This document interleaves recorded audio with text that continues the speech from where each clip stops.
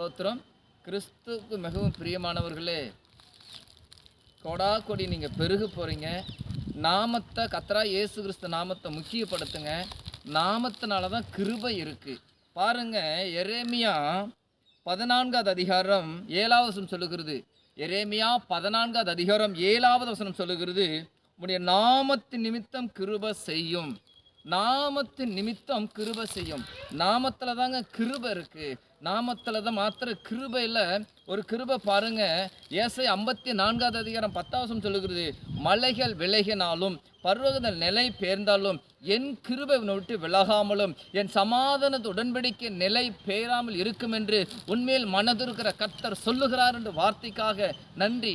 அடுத்து மட்டும் பாருங்க, சங்கீதம் 107வது சங்கீதத்தில் 43வது சொல்லுகிறது, எவன் ஞானம் உள்ளவனோ அவன் இவைகளை கவனிக்க கடவன்.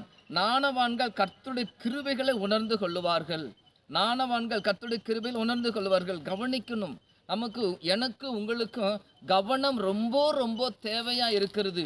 ஏன் என்று கேட்டால், ஆண்டவர் இயேசு கிறிஸ்து சொல்லுகிறார் பாருங்க, மோசேக்கு அப்புறம் யோசுவா எழும்பி வரும் பொழுது யோசுவாவின் புஸ்தகம் 1வது அதிகாரம் 8வது வசனம் சொல்லுகிறது, இந்த நியாயபரமான புஸ்தகம் உன் வாயை விட்டு பிரியாதிருப்பதாக, இதில் எழுதியிருக்கிறபடியெல்லாம் நீ செய்ய கவனமாயிருக்கும்படி இரவும் பகலும் அதை தியானித்து கொண்டிருப்பாயாக.